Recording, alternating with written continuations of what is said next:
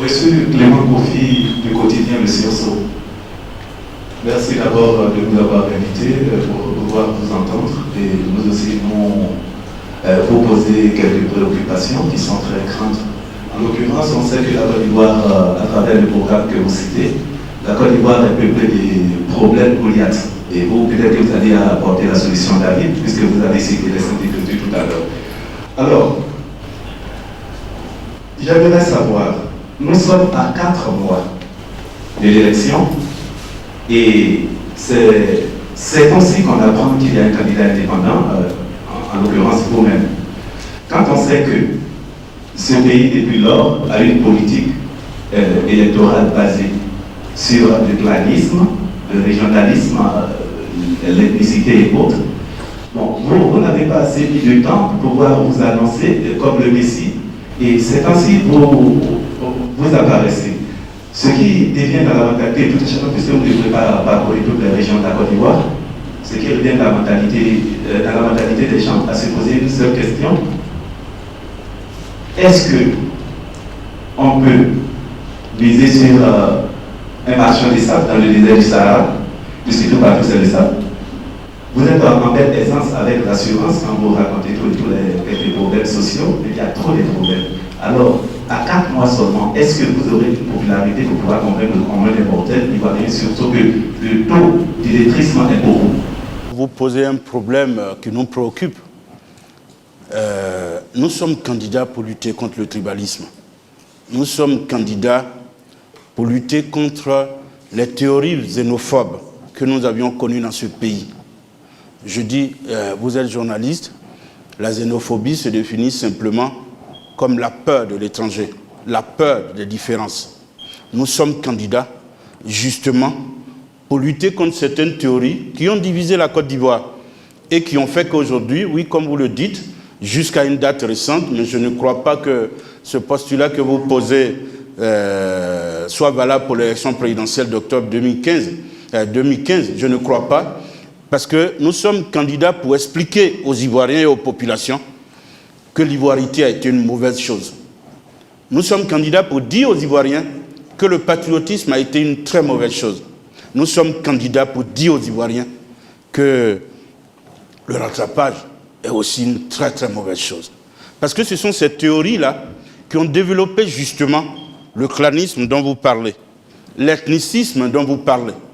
Or, je l'ai dit, une maison divisée contre elle-même ne peut prospérer. Ne vous inquiétez pas de la popularité de M. Toba. M. Toba a des relais qui font un travail énorme, dont vous aurez les preuves au soir de l'élection présidentielle du 25 octobre 2015. Donc, ne vous inquiétez pas de la popularité de M. Toba, parce que j'ai dit tout à l'heure que quand nous repartons dans la Bible, que je connais, mais je sais que l'exemple que je vais citer existe dans le Coran. Quand vous repartez dans la Bible, vous voyez bien que Goliath était un soldat surdoué, extrêmement grand, qui paraît-il faisait 3 mètres, qui avait tous les atouts.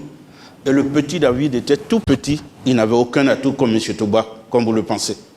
Mais vous savez ce qui s'est passé? Voilà. Donc retenez qu'au soir du 25 octobre 2015, si Bonaventure Toba n'est pas élu, il sera au 2e tour. Vous aurez la preuve de sa crédibilité et de sa popularité. Donc, ce que vous dites, oui, nous devons lutter contre l'ethnicisme. Oui, nous devons lutter contre le tribalisme. Parce que chacun de nous sait où ça nous a conduit. Chacun de nous sait où ça nous a conduit. Ce pays-là, pendant des années, je ne vous apprends rien, vous êtes journaliste. Je pense que vous êtes moins âgé que moi, mais nous ne sommes pas loin en tant que représentants de différentes générations. Les théories qui ont été défendues pendant 25 ans ont été mauvaises, sur tous les plans. Et aujourd'hui, nous sommes divisés. Et aujourd'hui, nous ne sommes pas en paix. Aujourd'hui, nous ne pouvons pas regarder nos frères parce qu'ils ne sont pas de la même région que nous, ils ne sont pas de la même ethnie que nous. Nous ne pouvons pas les regarder et leur accorder une confiance. Toba Bonaventure dit qu'il est candidat pour mettre fin à tout ça. Il faut que notre pays redevienne ce qu'il a été, comme Houphouët-Boigny l'a défini, par notre devise, union, discipline, qui sont des vertus, Or, tant que ces deux vertus ne reviendront pas, il n'y aura pas l'autre vérité divine qui est le travail. Donc, il faut que la Côte d'Ivoire redevienne le pays de la vraie fraternité. C'est pourquoi je suis candidat. Mais je ne veux pas que ce soit une fraternité de façade. Je ne veux pas que ce soit une fraternité d'intérêt. L'intérêt que je viens défendre, c'est l'intérêt des populations ivoiriennes. C'est l'intérêt de la Côte d'Ivoire. Ce n'est pas l'intérêt d'un clan, d'une personne, de quelques individus. Non, ce n'est pas pour ça que je suis candidat. Je suis candidat pour que les 95% d'Ivoiriens, vous savez que les taux qu'on nous a donnés, vous êtes journaliste, mais chacun de nous sait, quand il regarde, quand il se promène à Abidjan. Abidjan, ce n'est pas seulement le plateau. Abidjan, c'est Yopougon où je vis. Abidjan, c'est Abobo où beaucoup vivent, où certains journalistes vivent. Abidjan, c'est Trècheville. Mais rentrez dans Trècheville, parce que pendant 9 ans, j'ai habité Trècheville. Abidjan, c'est Marcory. Abidjan, c'est Koumassi. Mais la Côte d'Ivoire ne s'arrête pas à Abidjan. La Côte d'Ivoire, c'est votre village, c'est mon village. C'est les villages, les recoins de notre pays. Mais vous savez bien que la politique s'arrête à Abidjan. Vous savez bien que tout ce qui se fait, ce sont les populations, quelques personnes qui en profitent. Bonaventure Togba est candidat pour que justement les droits des populations qui ont été ignorés, sinon méprisés et totalement ignorés pendant des décennies, leur soient reconnus. Si vous me posez des questions, je vous démontrerai qu'il est possible de le faire. Donc je suis candidat, je n'ai pas peur, je veux combattre ce qui nous a tirés vers le bas, je veux combattre ce qui nous a divisés et je veux que notre nation devienne d'abord le pays de l'hospitalité et ensuite la nation de la vraie fraternité. Donc ne vous inquiétez pas, Bonaventure Togba ne dira pas qu'il est célèbre, mais Bonaventure Togba ne vous dira pas non plus qu'il est candidat pour échouer. Il est candidat pour gagner. Voilà. Moi, c'est Saint-Claver du Nouveau Courrier. Moi, je ne vous parlerai pas de surfer sur le planisme ou le régionalisme pour faire des livres. Ce que je vais vous demander à 4 mois de la présidentielle pour vous faire connaître véritablement les Ivoiriens, c'est les moyens humains, matériels, financiers dont vous disposez pour pouvoir investir 322 462 km², parce que vous êtes sans ignorer que les Ivoiriens, dans leur ensemble, ne vous connaissent pas. Il faut avoir des hommes, se faire représenter par des hommes, des directeurs nationaux des campagnes, les directeurs régionaux des campagnes, les directeurs départementaux, vraiment jusqu'au fin fond, avoir des représentants dans des bureaux de vote, parce que de plus en plus il est question de fraude, c'est dans notre culture. Donc moi j'aimerais savoir quels sont les moyens dont vous disposez. Ça c'est ma première préoccupation. Deuxième préoccupation, vous-même, candidat, les Ivoiriens ne vous connaissent pas assez. Qui êtes-vous? De quelle expérience disposez-vous pour vouloir apporter des solutions aux Ivoiriens? Ce sont là mes préoccupations que je voudrais vous soumettre. Merci. Merci, monsieur Oula, c'est ça? Merci beaucoup. À la fin de cet échange, je vous présenterai déjà mon directeur de campagne, mon équipe de campagne. Mais ce que vous dites n'est pas un souci pour Togba Bonaventure. Je vais vous donner les raisons. Je vais vous donner les raisons en dehors de la Côte d'Ivoire et je vais vous donner les motivations qui concernent la Côte d'Ivoire. Vous savez, personne ne connaissait Barack Obama en 2008. Personne. C'était un tout petit avocat, je crois à Chicago, vous êtes journaliste, vous le savez certainement mieux que moi. Et il a estimé que son pays, en se souvenant de ce que Kennedy avait dit en 1963, demandez-vous ce que vous aviez apporté à votre pays et non ce que votre pays vous apporte.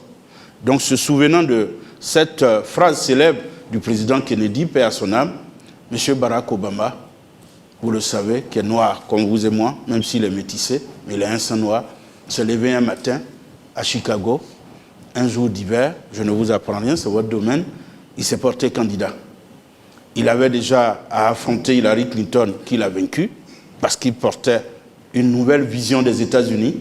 Et ensuite, il a été élu président et chacun de nous a profité de ce qu'on a appelé l'Obamania.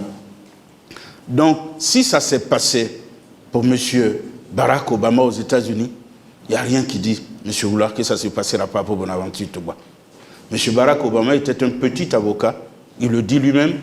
Moi, j'ai été un petit assureur pendant 28 ans. Pendant 28 ans, j'ai été un petit assureur à Abidjan. Pendant 28 ans, j'ai été au contact des populations urbaines, des populations rurales. Et croyez-moi, mais ce n'est pas l'objet de notre débat de ce matin, si vous voulez connaître la clientèle que j'avais pendant ces 28 ans, je m'occupais des pauvres, je m'occupais des voyageurs, des personnes qui prenaient les cars, des personnes qui étaient victimes d'accidents dans les Wororo, dans les cas Stif et UTB. J'ai assuré les élèves et étudiants de Côte d'Ivoire. Je vous dis, ne vous inquiétez pas pour la popularité de M. Togba. C'est vrai, vous dites qu'on ne me connaît pas assez, mais je crois que ceux qui me connaissent vont être mon électorat. Et là-dessus, je n'ai pas de souci. Donc, le fait que je ne sois pas très connu ne doit pas être un souci. Ne doit pas être un souci. J'ai été dans l'assurance à un niveau important. J'ai fait ce métier pendant 28 ans et je pense que les Ivoiriens me connaissent. Ceux qui décident aujourd'hui dans ce pays, ceux qui ont le pouvoir d'achat dans ce pays me connaissent, mais les petites gens aussi me connaissent parce que j'ai eu à m'occuper de leurs assurances. Donc à ce niveau, je n'ai pas de problème de popularité. Et vous pouvez en être certain, M. Oula, le soir du 25 octobre, vous verrez bien, je l'ai dit tantôt à votre collègue, je dis que je suis candidat pour être élu. Et croyez-moi, je le serai. Parce que les Ivoiriens sont fatigués. Parce que les Ivoiriens ont besoin d'une autre vision. Parce que les Ivoiriens sont fatigués des théories qui n'ont pas résolu leurs problèmes. Parce que les Ivoiriens sont fatigués des théories qui ne nous apportent rien. C'est des théories qui nous tirent vers le bas. Moi, je voudrais que mon pays devienne celui que moi j'ai connu. Celui que j'ai connu sous Houphouët-Boigny. C'est pour ça que je suis candidat. Donc ne vous inquiétez pas. Quand vous dites qu'on est à 4 mois, est-ce qu'on me connaît partout? Ne vous inquiétez pas. Bonaventure Togba les hommes. Mais je vais vous dire l'atout de ce pays. Ce pays-là a un atout que beaucoup de gens n'intègrent pas. Vous êtes journaliste, je ne vais pas vous apprendre les chiffres. Si je me trompe, aidez-moi à avoir les bons chiffres. Mais vous savez bien que les plus jeunes sont les plus nombreux. Monsieur Oula, vous êtes journaliste, vous savez bien que les plus jeunes sont les plus nombreux. Qu'est-ce que les régimes successifs, depuis qu'Houphouët-Boigny est mort, qu'est-ce que les régimes successifs ont apporté à notre jeunesse? Je suis persuadé que ces jeunes gens qui ont été longtemps instrumentalisés, je ne citerai pas de nom, mais vous êtes journaliste, vous comprenez bien ce que je dis. Je suis sûr qu'ils ont pris conscience. Ils ont pris conscience pour que les choses changent. Et nous sommes candidats pour les aider à faire changer les choses. Et croyez-moi, ils sont 80%, peut-être 85% de ces jeunes qui attendent de leur pays des solutions, qui attendent de leur pays des réponses. Je n'ai pas envie d'avoir un slogan avec le thème « solution ». Je dis simplement que ces jeunes gens-là ont besoin d'avoir des réponses à leurs attentes. Je suis candidat pour apporter les réponses à ces attentes-là. Parce que vous voyez, le deuxième engagement que je prends, vous l'avez dans le document, que je confirme ce matin, c'est de soulager les populations. Quand la pauvreté est aiguë, comme celle que nous connaissons dans notre pays, alors que notre Constitution dit, je n'ai pas la disposition en tête, mais vous la connaissez mieux que moi, que notre pays est une république sociale. Le mot social, je ne vous apprends rien, M. Oula, il fait référence à la solidarité. Et quand la pauvreté est aussi aiguë comme celle que nous connaissons en Côte d'Ivoire, il appartient à l'État de Côte d'Ivoire, qui a les moyens et les hommes de faire en sorte que le vécu quotidien des populations soit supportable. Donc, croyez-moi, les Ivoiriens qui attendent une autre approche de leurs difficultés existentielles vont nous écouter. Et aujourd'hui, pour répondre à votre préoccupation, mais je suis content que vous vous inquiétez pour moi, mais ne vous inquiétez pas, j'ai des hommes qui travaillent partout en Côte d'Ivoire. C'est vrai, contrairement à certains candidats, je le dirais. Il n'y a pas beaucoup de presse, nous n'avons pas accès à la télé, nous ne tenons pas de conférences, de meetings, nous ne faisons rien, mais nous nous battons pour que la paix revienne. Je dis à mes collaborateurs, je dis à mes partisans que nous ne ferons pas de meeting. Nous ne ferons pas de meeting. Mais ce que nous faisons, croyez-moi, produira les résultats pour lesquels je suis candidat à l'élection présidentielle. Donc ne vous inquiétez pas, les hommes travaillent partout en Côte d'Ivoire. Et les hommes travaillent partout en Côte d'Ivoire, ils sont un très très grand nombre. Et ceux qui travaillent pour moi, ce sont majoritairement des jeunes. Ce sont majoritairement des jeunes. Pas ceux que nous avons connus, qui ont été à la base des problèmes de notre pays, mais ceux qui n'ont aucun passé, ceux qui ont pour principe d'aller à la paix, ceux qui ont pour principe d'aller à la paix et de contribuer à ce que notre pays redevienne un pays de paix, un pays de frères, un pays d'amis, un pays de solidarité, un pays où il fait bon vivre. En tout cas, si vous Boigny, c'était le cas. C'est mon aspiration.